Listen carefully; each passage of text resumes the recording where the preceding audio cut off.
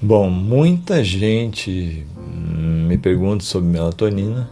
Eu vejo muita coisa escrita, muita coisa dita também, de forma que eu acho que não é a melhor maneira de passar essa informação a respeito desse importante hormônio para o nosso corpo. Também recebo muitos pacientes utilizando já doses estratosféricas de melatonina, outros que não resolvem, outros que melhoram, outros que ficam com medo que viciam. Vamos entender o básico de melatonina.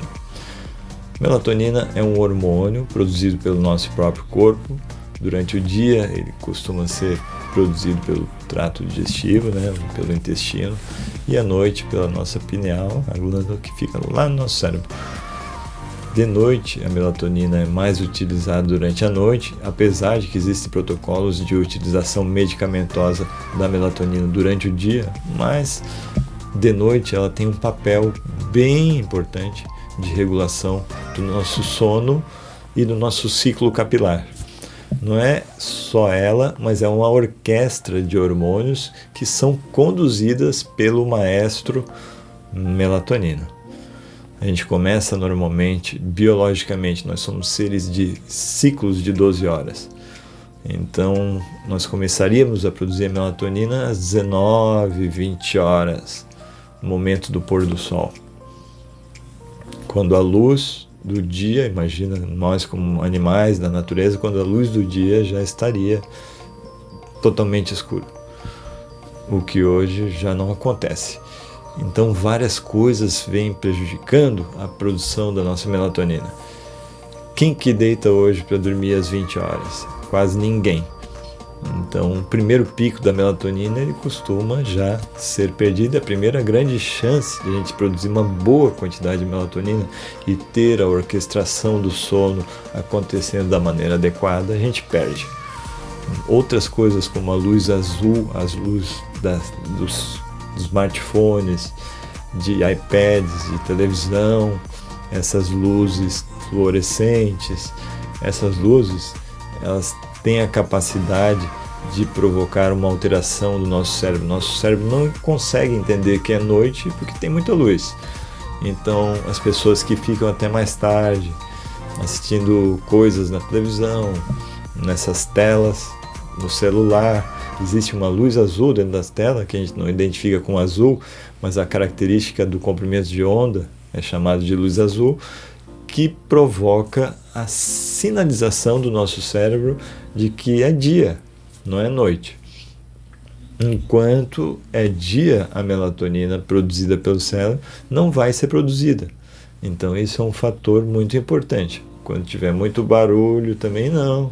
Quando tiver muito estresse, porque o estresse seria um acontecimento durante o dia, não à noite. Então tem várias coisas que podem alterar a nossa produção de melatonina.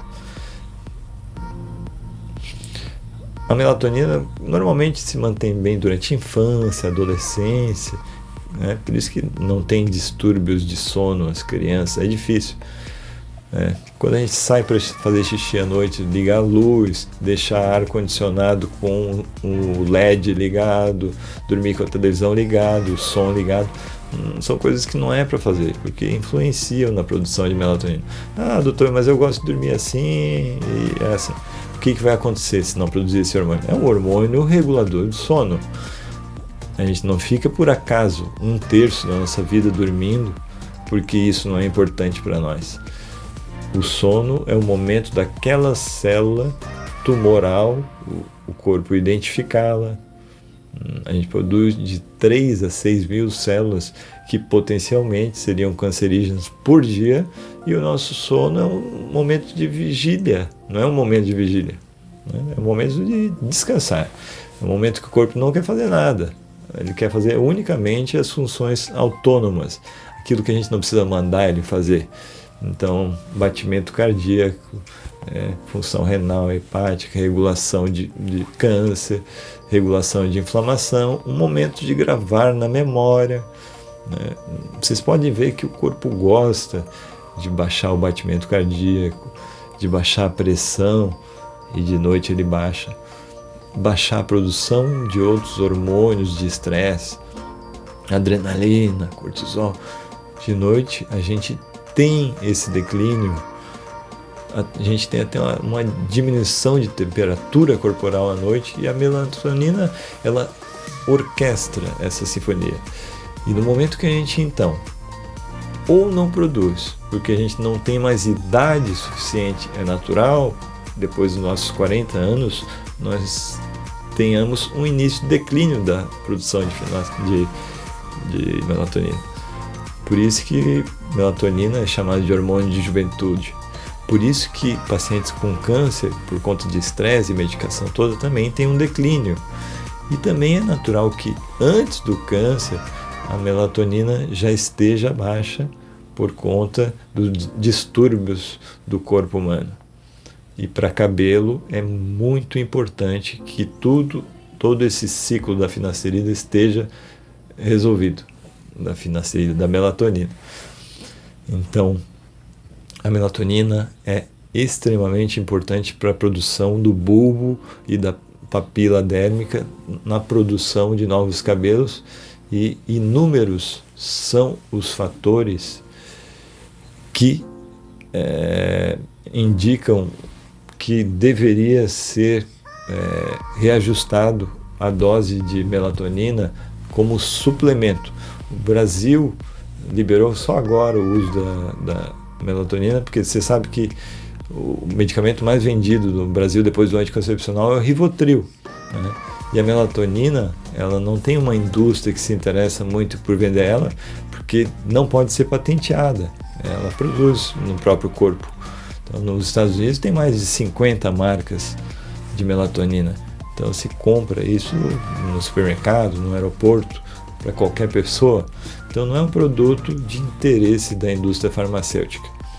Então não é um remédio, é um hormônio natural que compete com essas terapias medicamentosas que funcionam muito bem para o mercado. E agora que foi liberado aqui no Brasil, acontecem movimentos errados. Eu preciso tomar porque é bom. Bom para quem tem necessidade de usar. A gente consegue aferir, por exemplo, níveis de melatonina de quem precisa nas pessoas com uma medição salivar à noite em casa, pedindo uma saliva para enviar para o laboratório, e ele vai determinar o quanto que essa pessoa está produzindo de melatonina à noite, se é o suficiente ou se precisa ser suplantada e suplementada. Então a gente tem que avaliar o que ela está produzindo, ou se ela já é uma pessoa que tenha mais idade, ou que tenha falta de capacidade de produzir, e avaliar caso a caso. Se a gente precisa diminuir o cortisol à noite da pessoa, se a gente precisa mudar o estilo de vida da pessoa, se a gente precisa usar um chá ou óleos essenciais, ou diminuir a produção de GABA, esse GABA diminui a produção de cortisol, vai diminuir a produção de melatonina, ou usar um 5-hidroxitriptofano, que vai diminuir também a produção, o estresse, e a produção de melatonina vai aumentar. Então não pode usar errado. Pessoas que usam errado ou não têm resultado, ou têm resultado ruim. Tem pessoas que tomam doses muito altas para elas e passam a não produzir mais. Isso é a melatonina se transformando no inimigo. Tem pessoas que ficam com sensação de ressaca no outro dia, dose muito elevada, ou às vezes a qualidade do ativo. Vocês percebem que lá nos Estados Unidos tem 50 marcas diferentes, cada marca funciona de um jeito. Tem gente que 1 miligrama de uma marca funciona mais do que 10 miligramas de outra marca, porque a qualidade do sal e do ativo que está ali dentro é igual uma calça jeans, que pode durar 6 meses ou pode durar 10 anos, sendo as duas jeans. A qualidade do ativo, se a gente põe dentro de uma cápsula, é difícil de avaliar. Então é preciso alguém que entenda isso, e tem uma forma de usar sublingual, tem a forma de spray, tem a forma de slow release, que tem uma absorção mais lenta, tem a via oral, tem a combinada com alguns fitoterápicos, com algumas vitaminas. Então tem diversas formas de se utilizar. É bom, é importante a melatonina? É importante, fundamental, nós produzimos ela. É importante suplementar? para quem tem necessidade. E geralmente são doses diminuídas, são pequenas doses provocando o efeito que a gente quer, e não essas doses que as pessoas saem usando doses inadequadas. Eu não aconselho que as pessoas usem por conta própria, ela não vicia, não tem problema, quando bem utilizada. Se utilizar errado, o corpo para de produzir naquele momento a sua melatonina, em detrimento da entrada de uma grande quantidade de uma melatonina exógena, de fora para dentro, e ele pode até ter uma interferência em outros hormônios. Então, não deve ser feito uso sem uma indicação profissional.